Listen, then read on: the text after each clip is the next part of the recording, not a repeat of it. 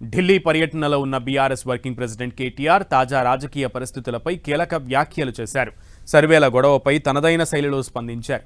రేవంత్ రెడ్డి చేయించుకున్న survey, private సంస్థలు చేసిన 3 సర్వేల్లోనూ కాంగ్రెస్ ఓడిపోతున్నట్లే ఫలితాలు వచ్చాయన్నారు. ఓడిపోతున్నామని ఫ్రస్ట్రేషన్లోనే రేవంత్ రెడ్డి ఇష్టం వచ్చినట్లుగా మాట్లాడుతున్నారని మండిపడ్డారు. తనను హరీష్ రావునే రేవంత్ రెడ్డి తట్టుకోలేకపోతున్నారని, కేసీఆర్ రావాల్సిన సమయంలో బయటకు వస్తారని చెప్పుకొచ్చారు. రేవంత్ రెడ్డి ఒక నేరమయ్య స్వభావం ఉన్న వ్యక్తిత్వం అంటూ ఘాటుగా స్పందించారు. అహంతోనే కన్నెపల్లి పంప్ హౌజ్లను రేవంత్ రెడ్డి ఓపెన్ చేయడం లేదన్నారు కేటీఆర్.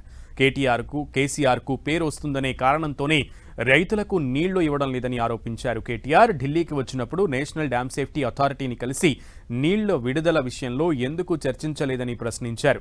నీళ్ల విషయంలో ఏపీ ప్రభుత్వాన్ని ప్రశంసించారు కేటీఆర్. పట్టిసీమ నుంచి గోదావరి జలాలను ఎత్తిపోసుకుంటున్న ఏపీని చూసి రేవంత్ రెడ్డి నేర్చుకోవాలని హితవు పలికారు. ఇటు అప్పులపైన కాంగ్రెస్ నేతలు పచ్చి అబద్ధాలు చెబుతున్నారని, బీఆర్ఎస్ హయాంలో చేసిన అప్పులు 3,52,000 కోట్లని కేంద్రమే పార్లమెంట్ సాక్షిగా చెప్పిందని గుర్తు చేశారు. ఇక తెలంగాణలో బీఆర్ఎస్ పార్టీ అధికారంలోకి రాబోతోందని ధీమా వ్యక్తం చేశారు. కేసీఆర్ పాలనను ప్రజలు గుర్తు చేసుకుంటున్నారన్న ఆయన వచ్చే ఏడాది నుంచి పాదయాత్ర చేస్తానంటూ స్పష్టం చేశారు. కొన్ని పొరపాట్లు చేయడం వల్లే 2023 ఎన్నికల్లో ఓడిపోయామని చెప్పారు. మరోవైపు తెలంగాణలో బీజేపీకి అవకాశం లేదన్నారు కేటీఆర్. టీఆర్ఎస్ పేరుపై నడుస్తున్న వివాదంపైన కేటీఆర్ స్పందించారు.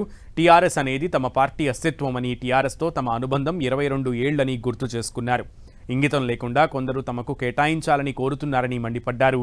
ఇక తదుపరి లోక్సభ ఎన్నికల్లో ఏ పార్టీ అధికారంలోకి వస్తుందనేది ఎవరూ చెప్పలేని పరిస్థితి ఉందన్నారు. ఏ జాతీయ పార్టీకి స్పష్టమైన మెజారిటీ వచ్చే అవకాశం లేదని అంచనా వేశారు. 15 లోక్సభ స్థానాలతో మళ్లీ బీఆర్ఎస్ కీలక పాత్ర పోషించే పరిస్థితి రావచ్చంటూ ఆశాభావం వ్యక్తం చేశారు. హైదరాబాద్ మెట్రో ఈరోజు ఈ పరిస్థితికి రావడానికి కారణం రేవంత్ రెడ్డి అంటూ ఆరోపించారు కేటీఆర్. కేసీఆర్ అధికారంలో ఉంటే మెట్రో 2వ దశ ఇప్పటికే పరుగులు పెట్టేదన్నారు. తుపాకులు పెట్టి బెదిరించడం, సెటిల్మెంట్లు చేస్తుండటంతోనే పారిశ్రామికవేత్తలు పారిపోతున్నారని విమర్శించారు.